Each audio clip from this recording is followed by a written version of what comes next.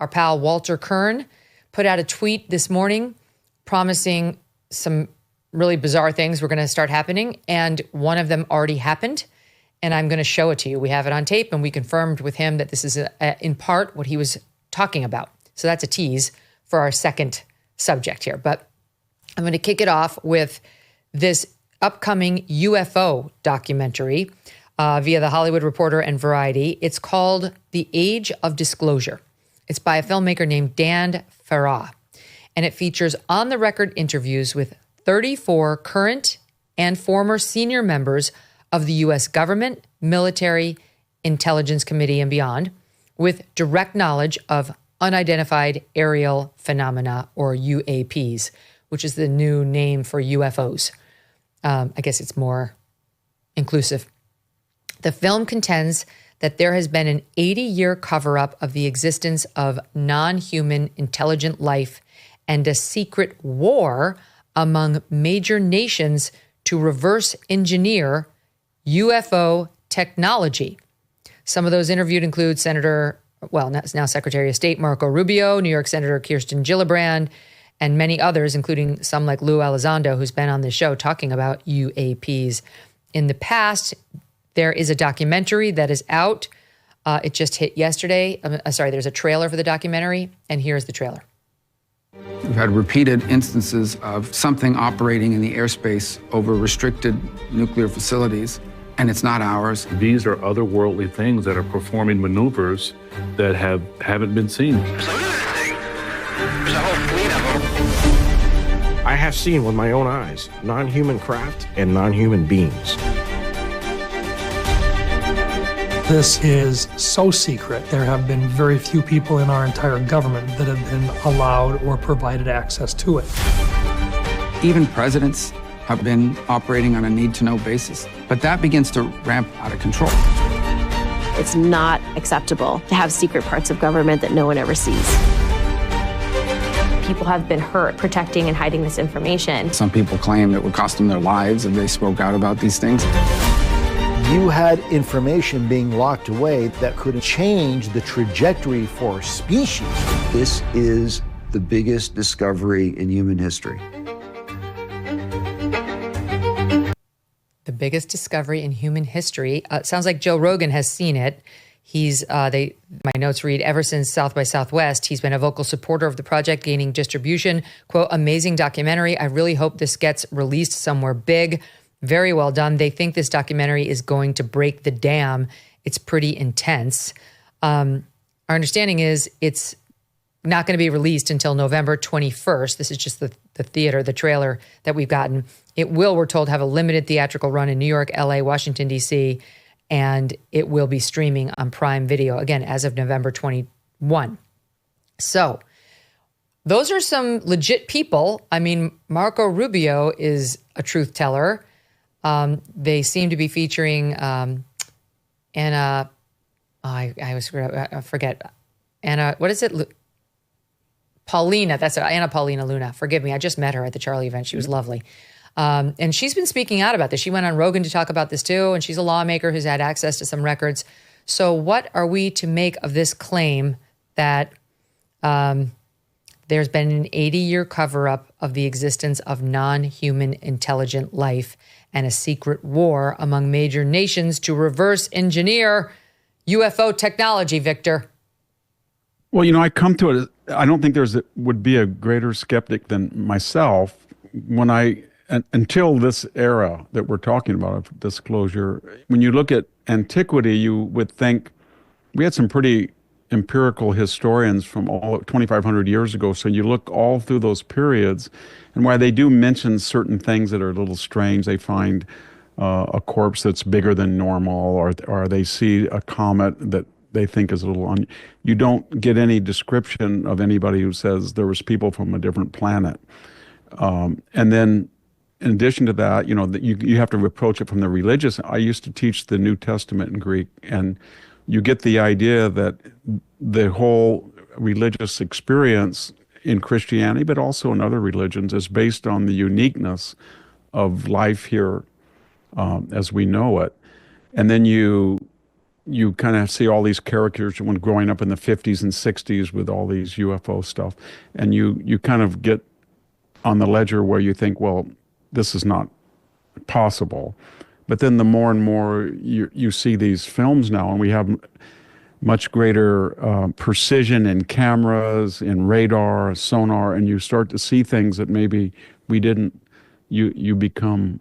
I'm now kind of 50-50. I'm just waiting to see something. You know what I'm saying? Yeah. The elephant in the room is, if all of this is true, which I think the evidence is starting to make us skeptics re-examine our beliefs, you would think that the average person then is going to see them much more frequently than. That's exactly what I said to my team. Yeah, before we started the segment, I made the same point. Like, why aren't skeptics seeing the UAPs? Yes. Why aren't we all running into them? There was the weird drone thing over New Jersey. Yes. We never got to the bottom of that. We have had pilots in the air, with videotape show us very bizarre objects that go faster than any aircraft that we know of on Earth could go. These are legit fighter pilots who are not nuts, and there are quite a few of them talking about what they've encountered. And it might make sense that if you were from another planet, you'd start with our military, surveilling it, seeing what it's capable of. I will say this, Tim Burchett from Tennessee was on Tucker Show 2 weeks ago or a week ago. And here's something he said. Take a listen to him. You don't think this is our technology? No, I do not. There's no way. It is our no way is our technology. There's, I've talked to too many pilots. Why would we risk our best? I mean, I've talked to the best, Tucker, I've talked to the best pilots in the world that are ours. Some of them, not all of them, and that have told me. I mean, one guy, I remember I was at the Capitol Hill Club. It was just an unusual encounter. A guy had spoke to a group and he followed me out and said, Tim, or congressman or whatever, he said, that thing was 14 feet. He went like this from my canopy. And I thought to myself, why didn't he say 15? Why didn't he say 20? But he said 14. And then he said, this thing, it wasn't ours. He said, I don't know what it was, but it wasn't ours. And that's all he said. And I had a very high-ranking member of the Navy describe some underwater experiences they'd had with something that was doing 200 miles. And the best thing we got is probably 40. It was doing 200 miles an hour underwater? Underwater, big as a football field. And that's no fish. So is it possible, given our current understanding of physics, for any man-made machine to go anywhere near 200 miles an hour underwater? Not with our technology, no. The best we have is probably in the high 30s. Starting to reel me in, Victor. Yeah, it is. But on the other hand, if somebody said there was a hypersonic missile 10, Mach 3 or something, I wouldn't have believed it. Like now the Russians and the Chinese have them. And then if somebody said there's an iron beam that can knock down incoming projectiles, or there's drones that can go, I don't know, what is this, 10 Gs or more, I wouldn't have believed it. So our technology is increasing at not an arithmetic, but a geometric rate, it seems like. So I don't know to what degree people who see these things are part of a military group or civilian group, or that there are people who are experimenting with these technologies with drones, hypersonic lasers, that they're not communicating. I don't know to the degree that's could true. It be the Chinese? Yes, exactly. And and then the other thing is, how many light years are we away from the nearest planet that would support life? And some of them are a lot of light years. So you're talking about a type of propulsion that could go at the speed of light to get to us within a few years. It seems very improbable. And then unless they live in our ocean. Yes, unless they've come here before, or they're there used to be, I forgot his name, Von something. He was in the 70s. He made the argument that the Egyptians and other monumental civilizations, the Minoans, were taught their technology by people who came from outer space. Oh, Von Däniken. I think his name was Von Däniken. And, he said the pyramids were beyond the technological ability of people at the time, or the Lion's Gate at Mycenae it was so many tons, there were no methods. But he was refuted because people demonstrably showed that you could do what they did with innovative technology known at the time. It was just unusual. So I'm still a skeptic, but I'm less a skeptic, I guess, than I was, if that's a That wishy-washy describes me answer. perfectly, too. I sign on for what you said. Now, my executive producer, Steve Krakauer, loves this stuff. He is much more in the Joe Rogan camp and the Tucker camp. He believes, and one of us will wind up being right. Although I like you, I'm not saying it's not possible. I'm like, I don't think so. I'm not ready to say it is, but I'm open-minded to proof. And this movie. Okay, so now we turn to Walter Kirn. Very smart guy, journalist, comes on the show. Yeah. And he, this morning, tweeted out something that's since gone everywhere. And he wrote the following: "Can I blow the whole UFO thing wide open for you? You won't believe me anyway. It's only a matter of time until you hear things that will rock your world, if your world is rockable. You will have a hard time verifying them, but that's true of everything you hear. It's true of unemployment statistics. They will be very specific things, however, and so far out, so beyond your expectations, they will ring your bell, and you'll hear them from people you were not ready to hear such things from. The shells are all in the cannon.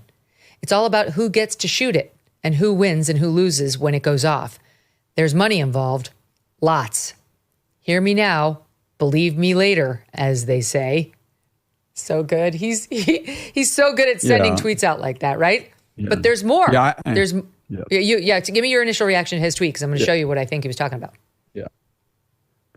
Yeah, well, I know Walter Kirn a little bit, and I really admire him. He's a really brilliant guy. He's witty. He's a great writer. I'm prejudiced a little bit because he reviewed one of my books favorably. But I just would like to know how when he gives us that assurance, I wish he would just say, these things are going to shock you because I have seen, talked, or is it this movie, or I don't know. Just give me. All right. Well, here you want more of it. You want more info. You want more info in the tease. Yes. But I do. I am here to make you happy. Okay. Good. All right. So, we had the Walter tweet, and we knew about this UFO documentary, The Age of Disclosure, again, which comes out November 21st. And that's all we had as we came to air. And as you know, because we usually give the guests the topics, some of them at least that we're going to be discussing in advance of the show, that we were planning on talking about the UFO documentary. But then Walter drops his tweet, and we're like, wow, that's interesting. What is that about? Could it be this documentary? And he said no. And then this other thing just dropped. And this other thing is a bit from a show called American Alchemy. And there's an interview on this show that we expect to drop later tonight. And Walter has confirmed to us that this is in part, not in whole, but in part, what he was referring to. Victor, take a look at this. Anyway, we just sat there and he unveiled this mind-blowing thing to me. Proceeded to tell me that I was part of a project that started in 1960, I believe it was, and the genesis of it was in 1947. We came in contact with an alien species. In 1960, they started a project. It was called Project Preserve Destiny. It was designed to genetically manage fetuses, human fetuses, so that they would have the heightened ability to do this particular thing that I was going to school for. My mother was one of the selected targets, or whatever you want to call it. The result of it was that it gave me the ability to have this communications. That was in order for you to become an intuitive communicator who is basically able to receive messages from... Well, receive and transmit. Receive and transmit. Yeah, communicate basically, back and forth. And he's telling you all of this? Yeah, he said that that's what my job would be doing, or that's what my job would be to do that, yes. Okay, so that there was something called Project Preserve Destiny, started in 1960, in which they did something to pregnant mothers that he claims heightened the infant's ability to communicate with aliens, and that he's been told he was one such person. Now, I'd be laughing at this openly as absurd if it didn't have some sort of blessing from Walter Kirn in the form of that tweet, because he's not crazy. He's not a nutcase. But I definitely feel this is total bullshit. So I'm not exactly sure what's going on here. Your thoughts? I'm kind of with you. I wish that when they interviewed him, then they showed us an MRI, a PET scan, and a CT scan, and full blood work, and then gave us some type of recording or audio version how he could use this unique ability to communicate something, just some hard data. So I'm not saying that people didn't believe that and they didn't pursue that, but it seems like every time somebody sees something or comes forward with an encounter with an alien, they don't present enough evidence to convince the skeptical. The skeptical who are not prejudiced. Yeah, and I'm not biased either way. I'm willing and eager to be persuaded. The thing that what I think they don't fully appreciate sometimes is that if what they're saying is true, it remakes everything, because you go back through all of history then and you say these people were communicating with humans and imparting knowledge, and this accounts for that, and this technological this, and wars, and all of these. It affects religion, Christianity, Buddhism, Islam. It affects everything. It would be a totality of a remaking of assumed knowledge, of empiricism, of technology, of religion, of politics, everything. If you were going to tell the American people, well, your government 65 years ago knew about aliens and they had a special division and they genetically altered people to communicate with these people and they didn't tell you, that would be something. But then the other thing finally is, well, if he had that ability, will he please tell me what they said to him? Buy gold and get free silver. That's right. For every $5,000 purchased from Birch Gold Group this month in advance of Veterans Day, they're going to send you a free patriotic silver round that commemorates the Gadsden and American flags. Look, gold is up over 40% since the beginning of this year, and Birch Gold can help you own it by converting an existing IRA or 401k into a tax-sheltered IRA in physical gold. Plus, they will send you free silver honoring our veterans on qualifying purchases. And if you are current or former military, Birch Gold has a special offer just for you. They are waiving custodial fees for the first year on investments of any amount. With an A+ rating from the Better Business Bureau and tens of thousands of happy customers, consider diversifying your savings into gold. Just text MK to the number 989898 for a free info kit and to claim your eligibility for free silver with qualifying purchase before the end of the month. Okay, before the end of the month. Again, text MK to the number 989898. Message and data rates may apply. Thanks so much for watching. If you like what you just saw, hit the subscribe button for more clips and full episodes.